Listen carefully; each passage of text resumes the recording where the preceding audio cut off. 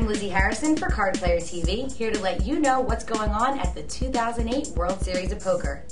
Event number 1 was the $10,000 buy-in World Championship Pot Limit Hold'em tournament. This was the first time that there was ever a pot limit hold'em tournament held with such a large buy-in, and we were wondering what the field would look like. Well, the field was heavy with pros. 352 of them turned out, and that built a first place prize of just under $800,000. Now, of the 352 players who ponied up the money for the tournament, 84 of them were already World Series of Poker bracelet owners, so definitely a tough field. And that is definitely reflected in the final table. Andy Block is there, as is Mike Sowers, Ninad Medic, Amit Makija, Chris Bell, Phil Locke, Kathy Liebert, Patrick Antonius, and Mike Sexton. So usually I see you on the World Poker Tour, but we're here at the World Series of Poker, and event number 1, you're going into the final table, Pot Limit Hold'em. Tell me about the tournament. Well, it's been a very tough tournament. Every table's been tough since day one. I mean, it's a really good field, and certainly when you wade through that minefield of players, you're very happy when you get to the final table. So was there any really big hands for you that helped you to build up your chip stack, or was there a turning point in the tournament? Well, certainly there's always some turning points in the tournament. I got lucky, for example, when we were down to about 10 players left, and I picked up 2 aces in the blind, and Kathy Liebert had come over the top of someone and raised, and I came over the top, and she had 2 kings, and I got lucky and doubled up in that hand, and so that's just very fortunate. That's what it takes. Yeah.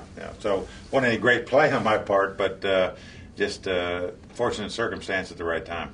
Well, this was a great event. I mean, it had 352 players that each put up the $10,000 buy-in. Did you expect to field that large for the new championship? I did. I thought there might be 400 players, honestly. Really? But, so many European players can't come to the World Series for a couple more weeks because they just can't stay 6 weeks here. And therefore, had they had this event later in the tournament, they would have had more entries because Really? the Europeans love to play pot limit poker, and there weren't really nearly as many Europeans as you would have thought would have been in this field. Well, these days everyone's playing no limit hold'em. What makes pot limit hold'em different? Well, the biggest difference is there's no antes. Okay. And what that means is people play a little more conservative by nature because when they don't feel they have anything invested in the pot, by meaning an ante, they don't go after the pots as much and they don't defend the pots as much. So many times you'll see a lot more fights between the blinds playing pot limit than you would in no limit. So do you restrict your starting hand requirements a little bit more also? Well, it depends.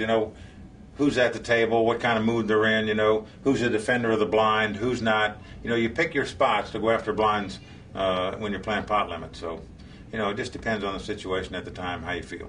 Well, you have a very tough table today. You're going into a final table with, it seems like they're all top pros. Well, they are top pros. Probably for one of the first times in poker history. Everybody, yeah. There's 4 players at that final table that have made $1 million or more in a single poker tournament.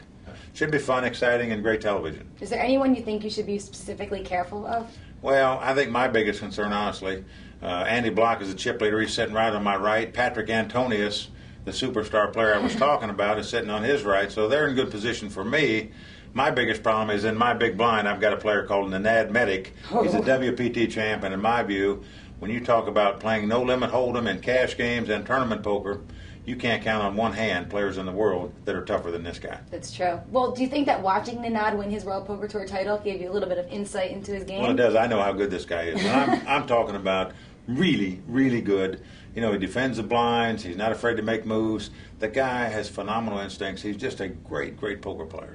And unfortunately, he's in my big blind in second chip position. So.